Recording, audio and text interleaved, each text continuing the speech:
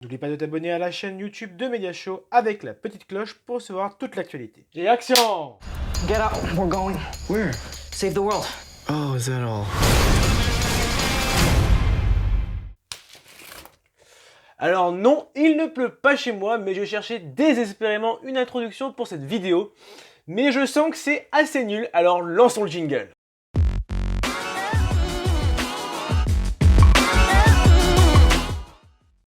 Bonjour à tous et bienvenue sur Media Show pour cette nouvelle Média Critique. Et aujourd'hui, comme vous l'aurez compris, il sera question de la première saison de la série Netflix Umbrella Academy, réalisée par Steve Blackman et adaptée des comics books édités par Dark Horse Comics. Alors, qu'en est-il de cette nouvelle série? A-t-elle beaucoup de ressemblances avec la saga X-Men? Eh bien, passons tout de suite à la critique.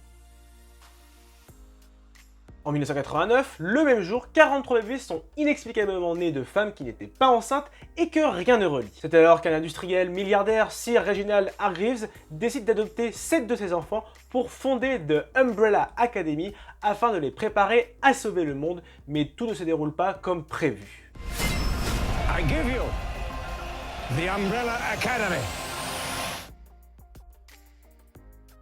La série Umbrella Academy est une agréable surprise avec une histoire captivante et des personnages très attachants. Et pour répondre à la deuxième interrogation, cette série a effectivement quelques ressemblances avec la saga X-Men, notamment sur la base scénaristique, à savoir que l'on va se retrouver une nouvelle fois dans un manoir avec un professeur qui apprend à des jeunes à maîtriser leurs pouvoirs et à s'intégrer dans la société. Mais sur le fond, et c'est là qu'elle va se démarquer, c'est que cette série se concentre davantage sur l'histoire de cette famille, sur ses querelles, ses origines, plutôt qu'à exposer un côté fantastique. Alors pour les plus frileux, rassurez-vous, il y aura bien évidemment des super pouvoirs, mais selon moi, ce n'est qu'un élément secondaire, du moins pour cette première saison. Quoi qu'il en soit, Umbrella Academy propose une première saison réussie. Ce que j'apprécie réellement, c'est la manière dont le réalisateur présente cette école et ses élèves, en alternant intelligemment entre le passé et le présent par le biais de flashbacks vraiment pertinents. De plus, chaque personnage est unique, bien développé, attachant, avec des super pouvoirs atypiques, et certains même sont complètement déjantés, notamment le personnage de Klaus, et ceci est vraiment plaisant à voir. D'autre part, le scénario repose sur un univers gothique bien introduit,